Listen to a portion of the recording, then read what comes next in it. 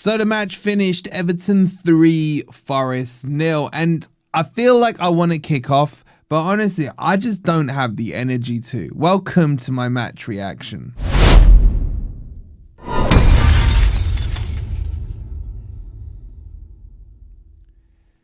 Hi guys, hope you're doing well and welcome to my reaction to Everton 3, Forest 0.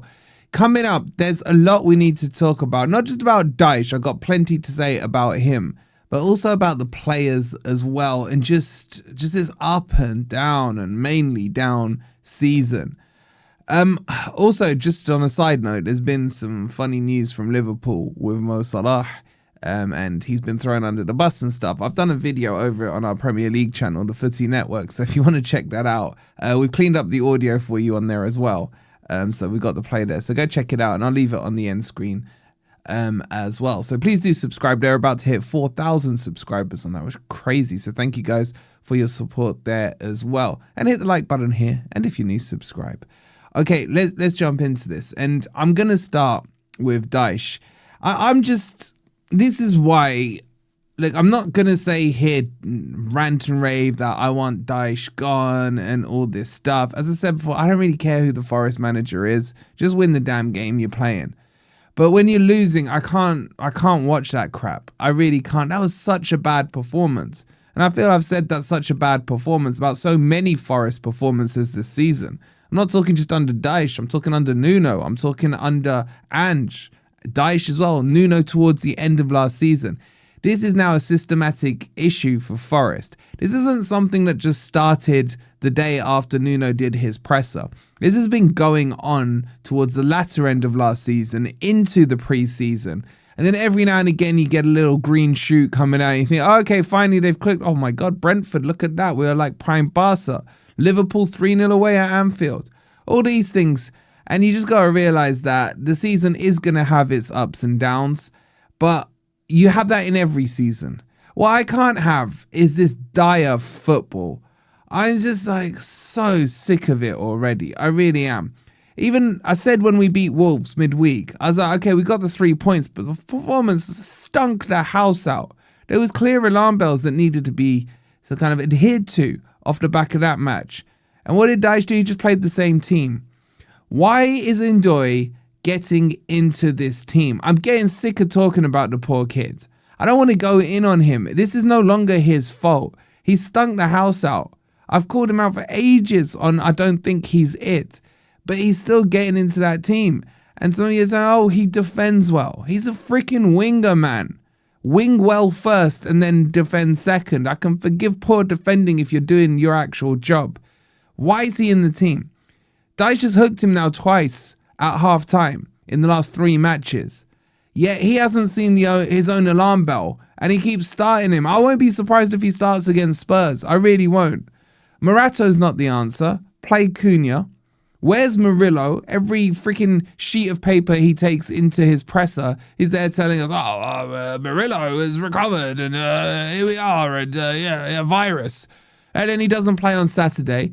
Not just him, we had this with Ange every other week. G'day, mate. Yeah, Murillo, mate. He'll be back this week, mate. And then he's not playing. What's going on with Murillo? And there's reports and rumours now that Chris Wood is probably out, maybe if not for the whole season. So I don't know how true they are, by the way. But I'm just bored of this football. Honestly, it's just hard to watch Forest. It really is.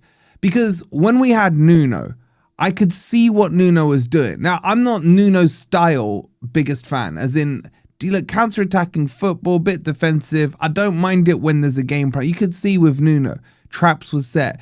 Let's push the opposition to the halfway line. Let's create a pocket of space over on their left-hand side. Create that room for Elanga to get in behind, hit them on the counter-attack. The passing, 1 touch, 2 touch, quick flowing counter-attacking football. Suddenly you're in their box, bang, in it goes. They don't know what's hit them. With this football, I'm trying to work out the system. All I see is long balls to the wingers, and then the wingers are crossing it in blind.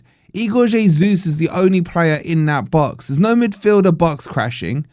Gibbs White I mean, he's in there, but let's be real. If it's coming off his foot, it's not going into the back of the net. And they hit the first man so many times, or they cross it straight to the keeper. It's so frustrating. I don't know how many crosses we put in that last game, or how many crossfield long balls went. I don't know.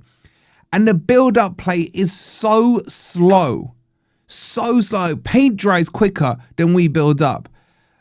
Sells plays it short, rarely. But when he does, to Milenkovic. He then gives it to Savona, who touches it back to him. He passes it to Sangare, who gives it back to him. He then gives it to Morato. Gives it out wide to Nico Williams. Back to Morato. Long diagonal ball across to Hutchinson. Or the opposite way round. It ends up with Ndoye on the left wing, and then he just runs it out of play. So it's just lethargic. So if you're going to play this boring style of football with long ball football and everything else, then move it quicker. Too many sideways passes between the centre-backs is disgusting. There's no play through the middle of the park. And the biggest issue with this is it takes Anderson out of the game. So many times I see Anderson doing this on the pitch. Give me the ball, he's saying. Give me the ball. And it's not coming to her. If it does, it comes as a freaking 5-yard pass that my 6-year-old daughter could pass better, than we're seeing there. So it's infuriating. And then the other thing is, if a manager is making substitutions at half time, it means he's got his tactics wrong to start with. Now, you can accept it once, and a lot of people are like, oh, did you see Dyche the other week? Oh, he's fair play to him. He figured out he'd messed up and he made the switches at half time. Okay, cool. I don't fully agree with that, but I can understand the logic. But when you then do it in the next match and the next match, at some point is someone going to ask the question, why is he getting it wrong to start with? We went a goal behind 1.5 minutes into this game, and we conceded yet again for 2 out of the last 3 games in injury time of the first half. Did it at Brighton as well.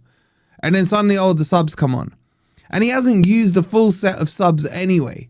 So I thought Gibbs White had a bit of a stinker yesterday, okay? Why can't McAtee come on? I know McAtee's not been that good, but McAtee's not going to get any better just playing tiddlywinks on the bench. Like, things have got to change. And this is my big worry now.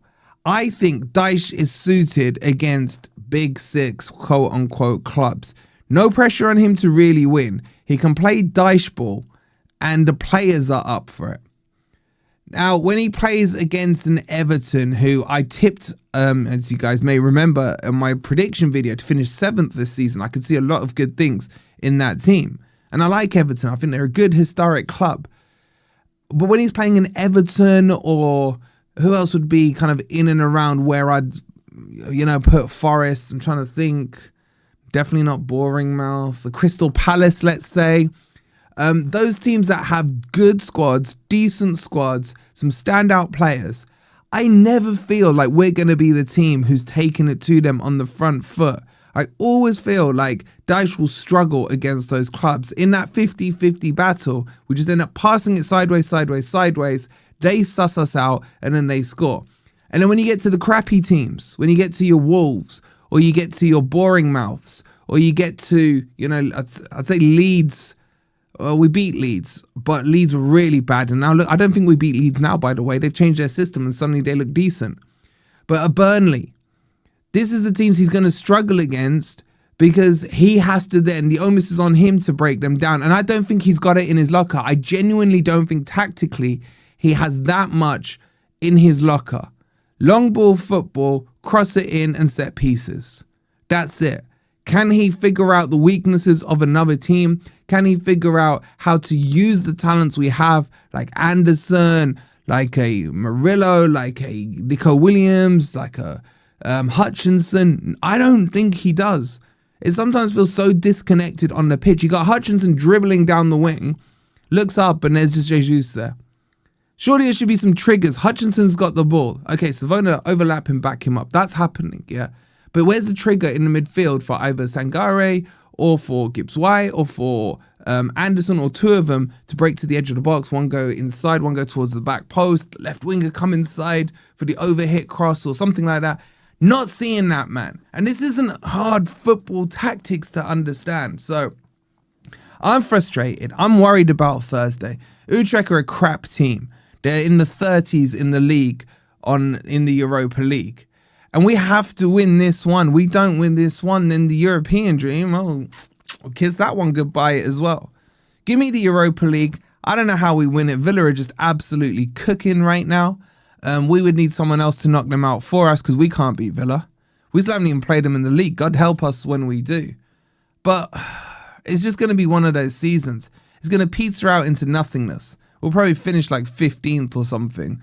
Maybe make it to the knockout stages, get to the quarterfinals, and then shit the bed in that as well. And then Dyche will carry on next year because a lot of people will be like, well, he steadied the ship. We were going down. He kept us up. Let's erect a statue. I'm just frustrated. Anyway, vent over. Get your thoughts in. Grumpy Old Reds tonight, I think 7:30.